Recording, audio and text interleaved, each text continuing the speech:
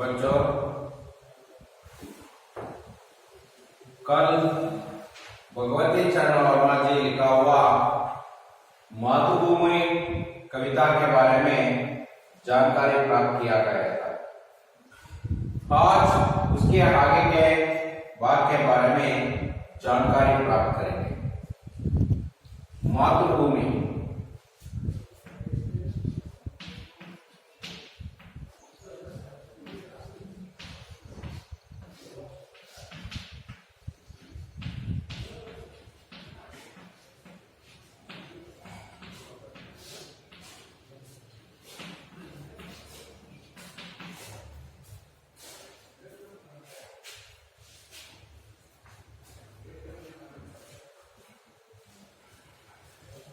इस कविता के द्वारा कवि मातृभूमि की विशेषता का परिचय देते हुए छात्रों के मन में देश प्रेम की भाव जगाना चाहते हैं। कवि भगवती चरण वर्मा जी ने हमारों की जननी तुमको शत शत बार प्रणाम। तेरे हृदय में सोया हुआ आदि बुद्धा और राम, उनको भी मातृभूमि ने जन्म दिया है। इसी कारण से आपको भी धन्यवाद या शत शत बार प्रणाम ऐसे कहते हैं। मातृभूमि को प्रणाम करते हुए कहते हैं यहाँ का प्रकृति का वातावरण के बारे में और यहाँ का वातावरण के बारे में कहा गया। ಮಕ್ಕಳಿಗೆ ಹೇಳಿದ್ದೆ ನೀವೆಲ್ಲ ಕಂಠಸ್ಥ ಮಾಡಿ ಅಂತ. ಕೆಲವಷ್ಟು ಮಕ್ಕಳು ಕಂಠಸ್ಥನ ಮಾಡಿಬಿಟ್ಟು ರಿಪ್ಲೈ ಮಾಡಿದ್ದಾರೆ, ಕೆಲವಷ್ಟು ಮಕ್ಕಳು ಕಂಠಸ್ಥನ ಮಾಡಿಲ್ಲ ಅಂತ ಅನ್ಸುತ್ತೆ. ಹಾಗಾಗಿ ಎಲ್ಲ ಮಕ್ಕಳು ಸಹ ಈ ಪದ್ಯ ಭಾಗವನ್ನ ಕಂಠಸ್ಥನ ಮಾಡಿ ನಮಗೆ ಇದಕ್ಕೆ ರಿಪ್ಲೈ ಅನ್ನ ಮಾಡಿ. ಹಾಗಾಗಿ ಮಕ್ಕಳೇ ನೋಡೋಣ. ಹಾಗಾದ್ರೆ ಮುಂದುವರೆದ ಭಾಗವನ್ನ ಮಾತೃಭೂ ಶತ ಶತ ಬಾಲ ಪ್ರಣಾಮ ಅಮರಂತಿ ಜನನಿ ತುಮಕೋ ಶತ ಶತ ಬಾಲ ಪ್ರಣಾಮ. मातृभू शत शत बाल प्रणाम तेरे उर में शायद गांधी बुद्धा और रामा. मातृभू शत शत बाल प्रणाम. हरे भरे है खेत सुहाने फल फूलों से युक्त वन उपवना. तेरे अंदर भरा हुआ है खनिजों का कितना व्यापक धन. मुक्त आस्था तू बांट रही है सुख संपत्ति धनधाम. मातृभू शत शत बाल प्रणाम. एक हाथ में न्याय पताका ज्ञान दीपा, दूसरे हाथ में जग का रूप बदल दे हे माँ. कोटि कोटि हम आसाद में गूंज उठे जय नादा से सकल नगरा और ग्रामा. मातृभू शत शत बाल प्रणाम. यहाँ कल आप लोगों को मालूम हो गया भगवती चरण वर्मा जी का कवि परिचय. भगवती चरण वर्मा जी का जन्म 30 अगस्त 1903 को उन्नाव जिले उत्तर प्रदेश के शफीपुरा गांव में हुआ. उन्होंने इलाहाबाद से बीए एलएलबी की उपाधि प्राप्त किया गया. उन्होंने विचारा और नवजीवन नामक पत्रिकाओं का संपादन किया. आकाशवाणी में भी कई केंद्रों में सेवा की. उनमें चित्रलेखा उपन्यास पर 2 बार फिल्म निर्माण किया. भूले बिसरे चित्र को साहित्य अकादमी से पुरस्कृत हुआ है. कहानीकार, उपन्यासकार, नाटककार और कवि के रूप में काम किया है. अनेक रचनाओं को रचा किया. ऐसा महान व्यक्ति ने उसका मृत्यु 5 अक्टूबर 1981 में उसका मृत्यु हुई. यहाँ कवि परिचय है. भगवती चरण वर्मा जी का कवि परिचय. ಮತ್ತೆ ಪದ್ಯ ಭಾಗವನ್ನು ಓದಿದೀನಿ, ನೀವೊಂದು ಬಾರಿ ಓದ್ಬಿಡಿ, ಆಮೇಲೆ ಎಕ್ಸ್ಪ್ಲೈನ್ ಅನ್ನ ಮಾಡೋಣ.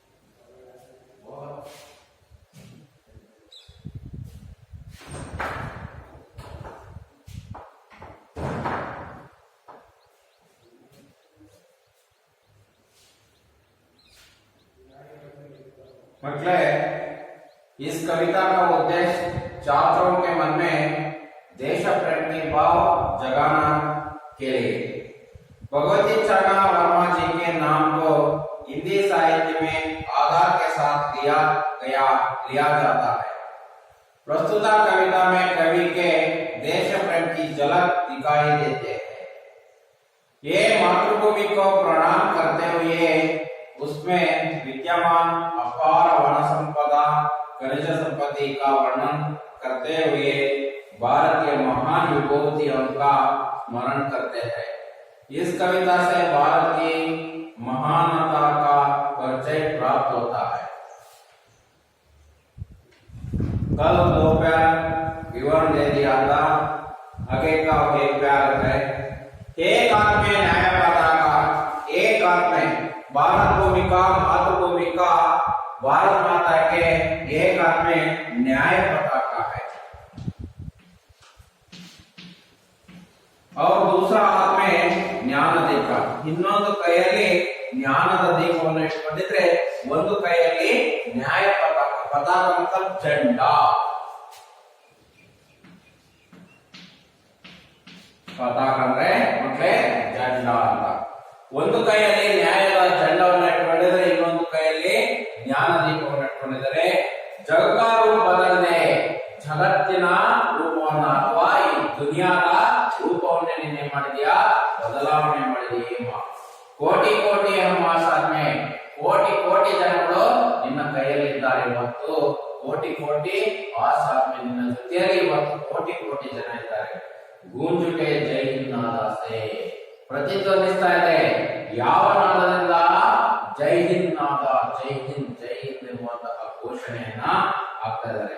ಸಕಲ ನಗರ ಹಾಗೂ ಗ್ರಾಮ, ಪ್ರತಿಯೊಂದು ನಗರದಲ್ಲೂ ಪ್ರತಿಯೊಂದು ಗ್ರಾಮದಲ್ಲೂ ಸಹ ಜೈ ಹಿಂದ್ ಎಂಬಂತಹ ಘೋಷಣೆಯನ್ನ ಆಗ್ತಾ ಇದ್ದಾರೆ.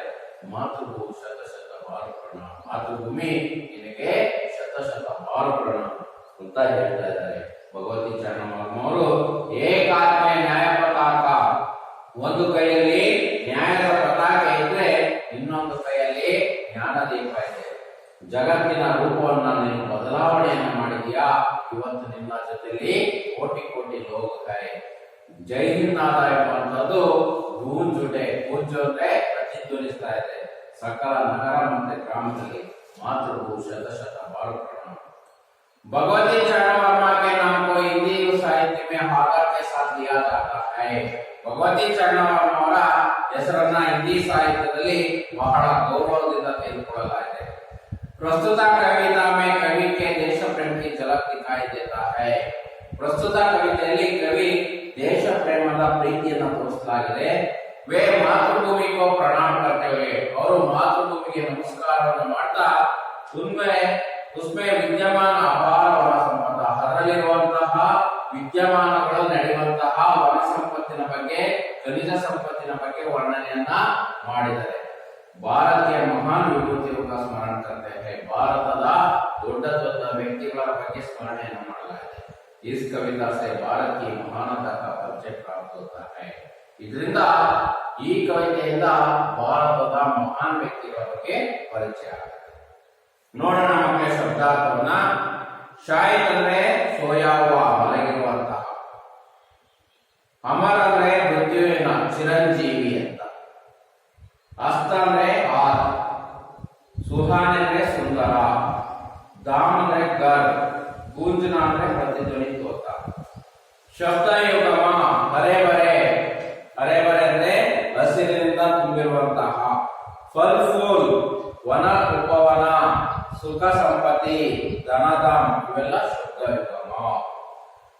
ಜೋಡು ನುಡಿ ಅಂತಾರಲ್ಲ ಮಕ್ಕಳೇ ಕನ್ನಡದಲ್ಲಿ, ಆ ರೀತಿ ಹರೆ ಬರೆ.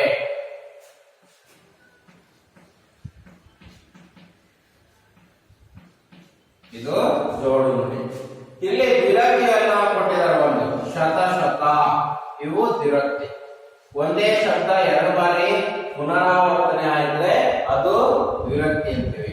ಶತ ಶತ, ಕೋಟಿ ಕೋಟಿ.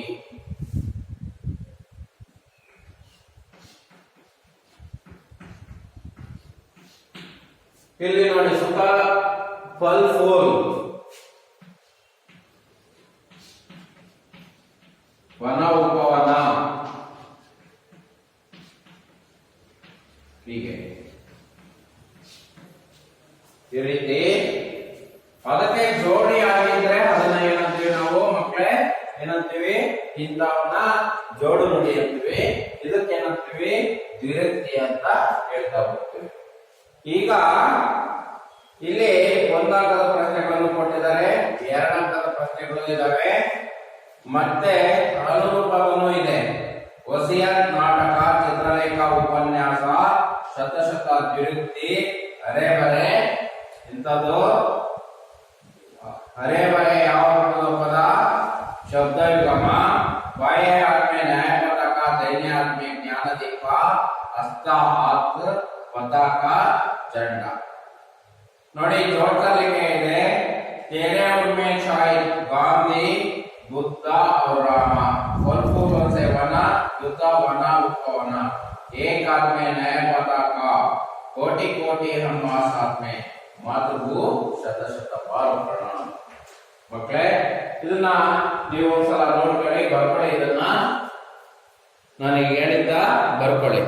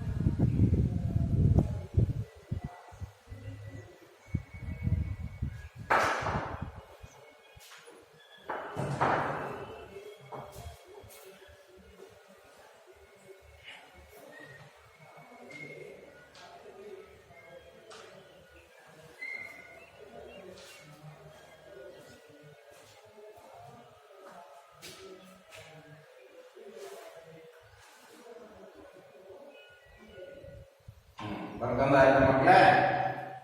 ನಾಳೆ ನೀವು ಆ 2 ಪ್ಯಾರನ್ನ ಕಂಠಸ್ಥವನ್ನ ಮಾಡಿರ್ಬೇಕು. ಅದರ ಜೊತೆಲಿ ಈಗ ಗಂಟ ಪರೀಕ್ಷೆ ಪ್ರಶ್ನೆಗಳನ್ನ ಕೊಡ್ತಾ ಹೋಗ್ತೀನಿ ಮಕ್ಕಳೇ. ನೋಡಿ ಬರ್ಕೊಳ್ಳಿ. ನೀವು ಸಹ ಇದಕ್ಕೆ ನನಗೆ ಉತ್ತರವನ್ನ ರಿಪ್ಲೈ ಮಾಡಬೇಕು. ಘಟಕ ಪರೀಕ್ಷೆ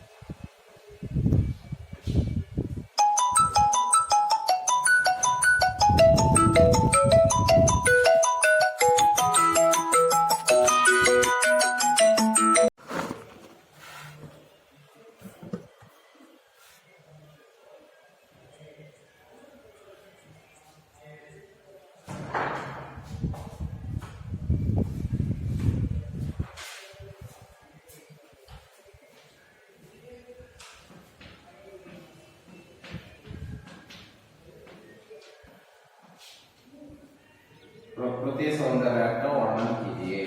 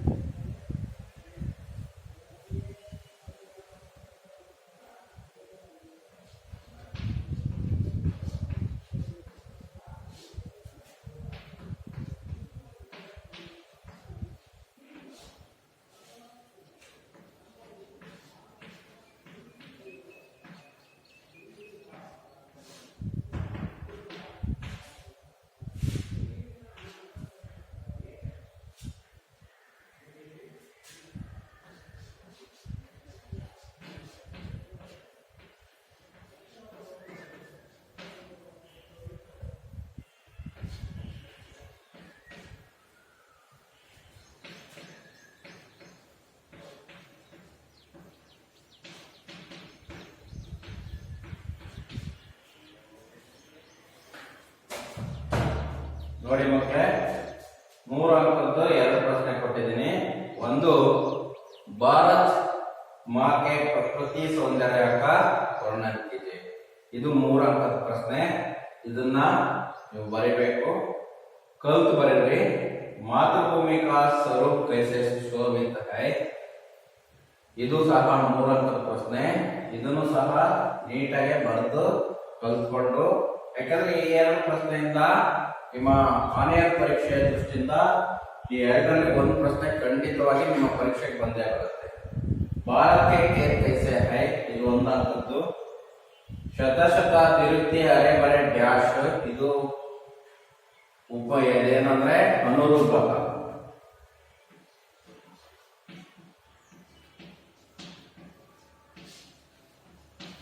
ಇದಾದ್ಮೇಲೆ ವಸಿಯತ್ ನಾಟಕ ಆದ್ರೆ ಚಿತ್ರಲೇಖ ಏನಂತ. ಮತ್ತೆ ಖಾಲಿ जगह सभी को डैश का नाम गूंज उठे। ಈಗ ನೀವು ಇವನ್ನ ಬರ್ಕೊಳ್ಳಿ ಮಕ್ಕಳೇ, ಇದನ್ನ ಬರ್ಕೊಂಡು ಇದನ್ನ ಕಲಿಬೇಕು। ಈಗ ಕಲ್ತು ನಮಗೆ ಘಟಕ ಪರೀಕ್ಷೆಯಲ್ಲಿ ನೀವು ಕಲ್ತು ಬರ್ದಿರೋದನ್ನ ರಿಪ್ಲೈ ಮಾಡಬೇಕು। ಈಗ ಮೊದಲು ನೀವು ಇದನ್ನೆಲ್ಲ ಬರ್ಕೊಳ್ಳಿ।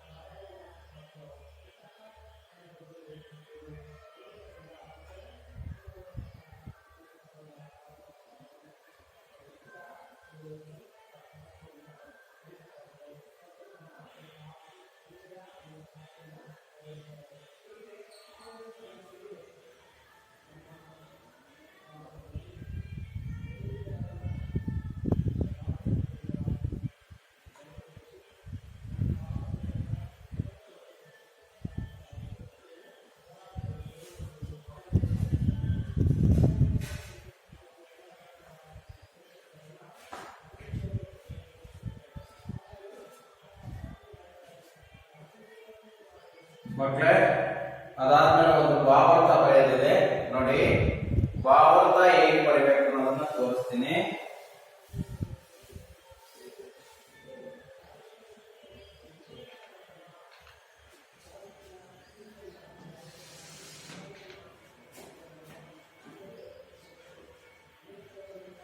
कवि भगवती चरण वर्मा जी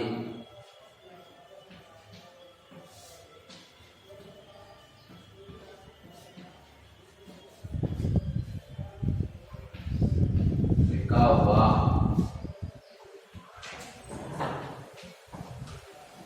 मातृभूमि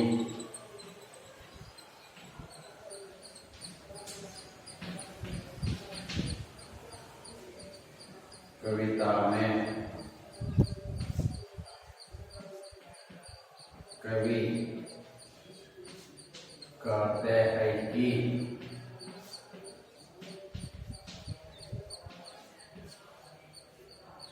कवि भगवती चरण वर्मा जी लिखा हुआ मातृभूमि कविता में कवि कहते हैं ಯಾವುದೇ ಒಂದು ಪದ್ಯ ಭಾಗದ ಭಾವಾರ್ಥ ಬರೆಯಬೇಕಾದ್ರೆ ಈ ರೀತಿನೇ ಪ್ರಾರಂಭವನ್ನ ಮಾಡಬೇಕು.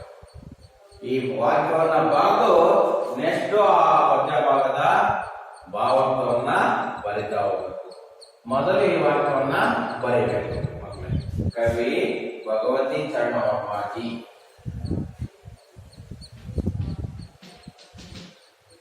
जी लिखा हुआ और बರೆದಿರುವಂತಹ ಮಾತೃಭೂಮಿ ಕವಿತಾ में ಮಾತೃಭೂಮಿ ಕವಿತೆಯಲ್ಲಿ ಕವಿ कहते हैं ಕವಿ ಹೇಳ್ತಾರೆ ಏನಂದ್ರೆ ಓಕೆನಾ.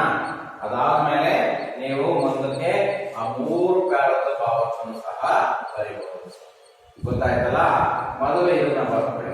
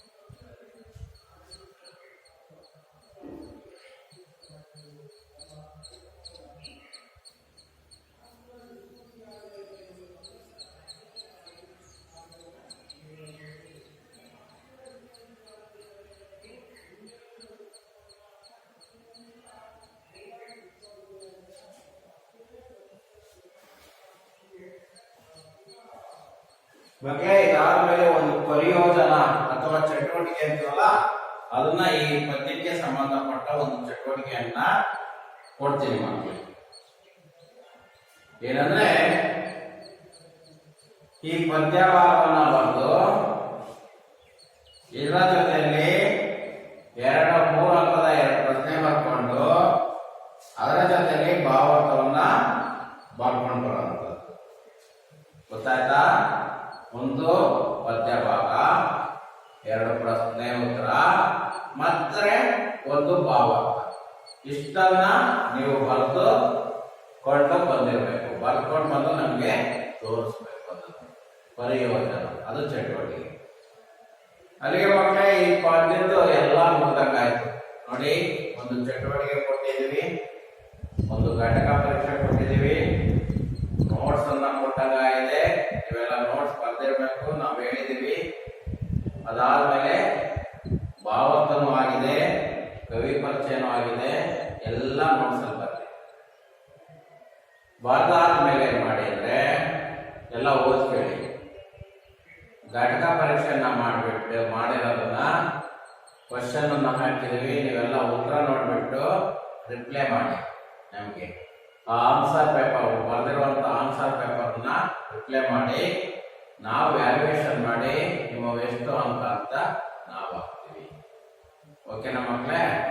ಆ ರೀತಿ ಮಾಡಿ. ಹಾಗಾಗಿ ಆ ರೀತಿ ಮಾಡ್ತೀರಂತ ನಾನು ಅನ್ಕೊಂಡಿದ್ದೀನಿ. ನೀವೆಲ್ಲರೂ ಇವತ್ತೇ ಈಗ ಓದ್ಬಿಟ್ಟು ಪದ್ಯನೂ ಸಹ ಕಲ್ತಿರ್ಬೇಕು. ಪದ್ಯನೂ ಕಲಿತು ನನಗೆ ರಿಪ್ಲೈಯನ್ನ ಮಾಡಿರ್ಬೇಕು ಅಂತ ಹೇಳ್ತಾ